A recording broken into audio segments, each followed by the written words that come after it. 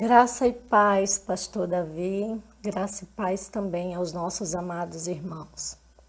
Com muita satisfação, vamos hoje continuar meditando no texto de Hebreus capítulo 11. Eu vou apenas fazer menção da primeira parte do versículo 6. Sem fé é impossível agradar a Deus.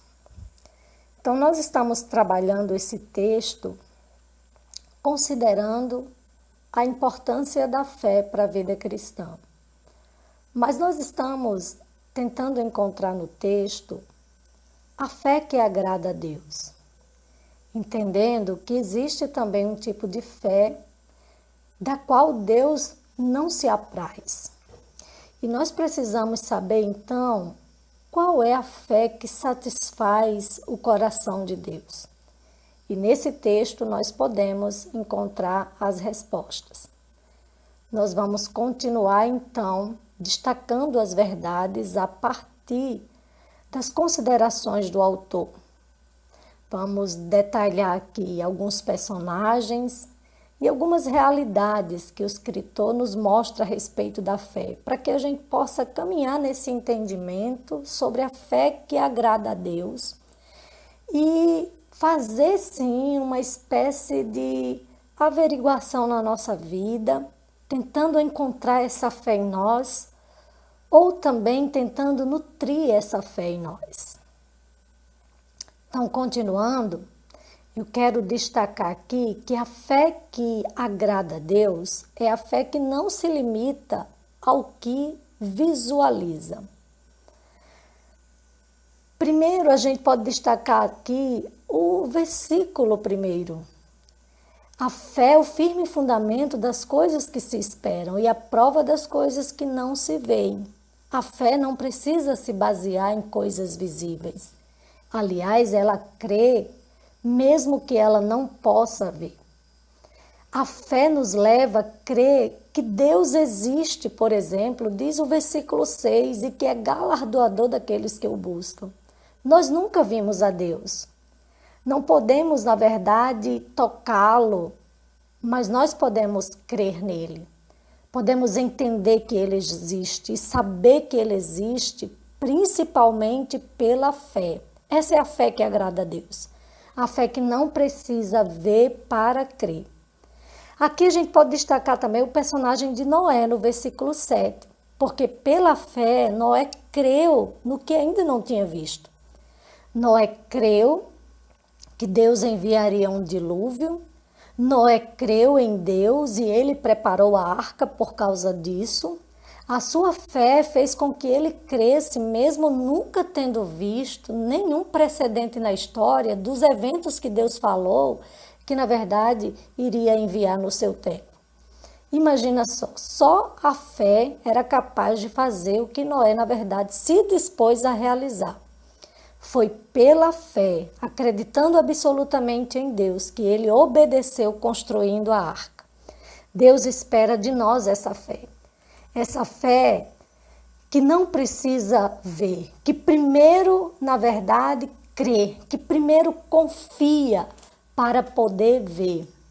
Que não se apoia simplesmente no que está visível aos seus olhos, mas confia absolutamente em Deus, apesar daquilo que não pode perceber hoje.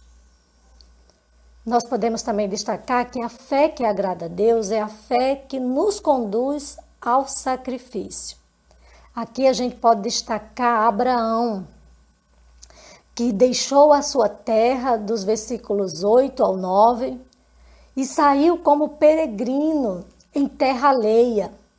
Ele obedeceu a Deus, fez o sacrifício, na verdade, de sair da sua própria parentela e ir para a terra que Deus ainda iria mostrar para ele.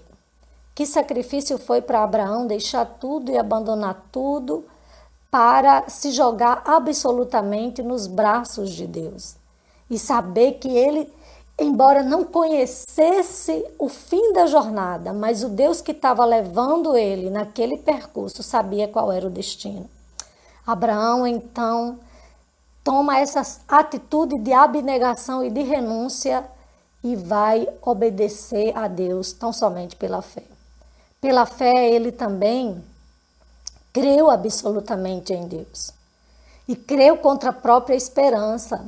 E Deus lhe deu um filho. E depois que Deus lhe deu um filho, ele sacrificialmente também ofereceu a Isaque. Entregou absolutamente Isaque a Deus, sabendo que nele, na verdade, seria contada a sua descendência e que dele, na verdade, sairia a sua grande família.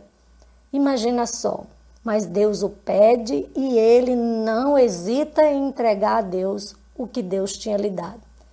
O autor aos Hebreus diz que Abraão creu e entregou de tal maneira que ele acreditava que Deus até das cinzas poderia tirar Isaque. Imagine que fé. Ele entrega absolutamente Isaque numa oferta de total renúncia e de total abnegação. Sacrificial. Porque ele crê que Deus será responsável com a sua promessa. Abraão cria, em outras palavras, que ele até poderia sacrificar Isaque, mas Deus traria das cinzas o filho da promessa. Isso é que é fé. Não é à toa que ele é chamado pai da fé. Aqui a gente pode destacar também Moisés, do versículo 24 ao 37, que pela fé renunciou todos os privilégios do Egito, inclusive os benefícios de sua posição. Ele recusou ser chamado filho da filha de Faraó. Então, Moisés aqui também se torna um grande referencial de sacrifício. A gente poderia ir lá para o versículo 37, o autor não menciona os personagens, aqui a gente pode subentender tantos homens e mulheres do Antigo Testamento, e aí ele vai colocando as suas atitudes sacrificiais, que suportaram torturas, açoites, escárnios, prisões, tentações, foram cerrados ao meio, provavelmente aqui Isaías, do governo de Manassés, mortos, maltratados, estavam necessitados, aflitos. São homens e mulheres dos quais o mundo não era digno, que viveram sacrificialmente por causa da fé. A fé nos leva a viver, sim, uma vida de abnegação, de sacrifício, procurando agradar a Deus acima de qualquer coisa. Como tem sido a sua fé? Será que a sua fé é só para pedir para Deus ou é para se entregar também para Ele absolutamente? E por último, eu quero destacar que a fé que agrada a Deus é aquela que nos leva a visualizar um futuro melhor. Pela fé, Isaque abençoou Jacó e Esaú. A gente pode destacar aqui essas verdades do versículo 20 ao 22. Pela fé, o próprio Jacó abençoou os seus filhos também. José profetizou também acerca da libertação, que o povo de Deus sairia do Egito. Todos estes, na verdade, profetizaram e abençoaram, esperando um futuro melhor, esperando que ainda existiriam momentos melhores para os seus filhos e para o seu povo. Foi pela fé que eles conseguiram visualizar ainda novos momentos na trajetória, né? Na trajetória do seu povo, na trajetória dos seus filhos, como no caso de Jacó e Esaú. Mas, acima de tudo, pela fé, eles presenciaram ou esperaram a promessa do Messias, né? Não presenciaram, porque eles não chegaram a ver a promessa do Messias. Mas eles esperaram, como diz no versículo 39. Eles estão falando, inclusive, de bênçãos, né? De um futuro ainda aqui na Terra, desse lado da eternidade. Mas a gente pode destacar aqui dois personagens que esperaram coisas melhores do outro lado da eternidade, o celestial. Aqui a gente pode destacar Abraão, que aguardava a cidade superior, e Moisés, que esperava uma recompensa superior, um galardão. Pela fé podemos esperar um futuro melhor, pela fé podemos olhar para frente e esperar que as coisas possam melhorar. Pela fé nós podemos aprender com esses personagens, ainda ter novas perspectivas, ter novos rumos e acreditar de novo, sabendo que Deus não está vendo o futuro, mas Ele já está lá no futuro e Ele tem sempre o melhor para a nossa vida. Pela fé nós podemos nutrir novas perspectivas, sabendo que Deus, na verdade, tem sempre o melhor para nós.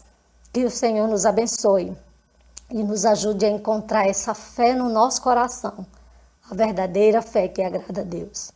Por hoje ficamos por aqui e na próxima semana nós continuaremos destacando a fé que agrada a Deus em Hebreus capítulo 11.